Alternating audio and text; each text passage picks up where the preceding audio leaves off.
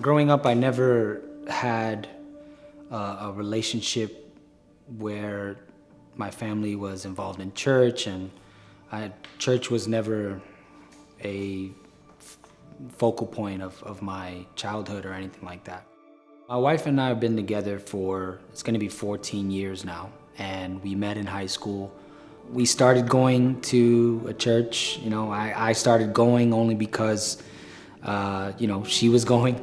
She invited me, and yeah, worship was always what stood out to me in those times, even though I wasn't really catching any word or like really, into what they were saying.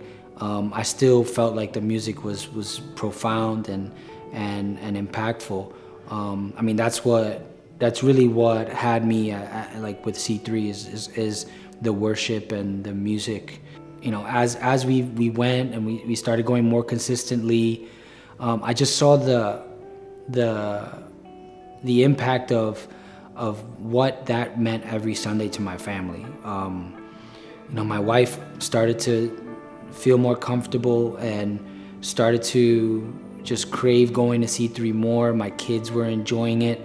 I start out going to C3 and I'm just, watching the drummer, bobbing my head. Like, all right, I could dig it, not even listening to the words, just watching the drummer.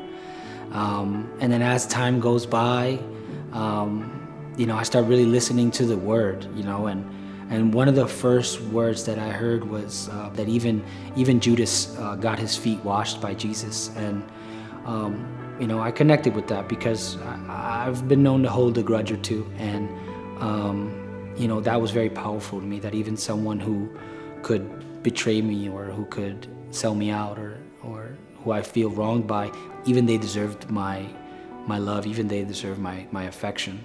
Months had passed, obviously, where now Sons was coming around, and one day I just, they were talking about Sons, and I left service and I saw Pastor Josh, and I just walked up to him and I said, "Hey, look, I don't know, something's just telling me to sign up for Sons. Could you help walk me through it?" I signed up not expecting anything. When we got to Sons, it changed my life. I've said that to everybody. I think anybody that knows me knows it's not a secret. Like that, it changed my life because, I live my life giving myself full authority on what to do, and I didn't always make the right decisions. Going to Sons and carrying around those burdens and going through these trials with guys, and then hearing their perspectives on what God is to them, and it starts to open me up at that moment to just kind of understand I could have all this faith in God that as long as I worship and praise all the things He's done and all the things He will do, even in the times where it's not working out, that I can rest assured and know that I'll have the confidence to make it through the next day. I'll have the confidence to stand again tomorrow.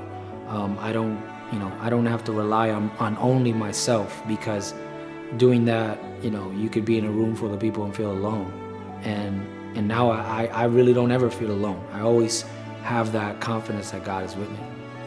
And the thing about Sons, which was great, was we carried those burdens through all the trials that we went through, and then at the end we wrote all of them down and we burned them in the fire, because they're not ours to carry. They're for God to carry. And I think that's why I came back such a changed person, because I now had an outlet. I now had a God that was willing to take my problems on for me, as opposed to me carrying them myself. I now had somebody that was more than happy to take on any of my struggles. I'm secure in the relationship that I have with the Father, and I know my place, and I know how much He loves me. So yeah, I hope and I think that God sees me as a son, and that's one of the, that's the best thing I could ever have.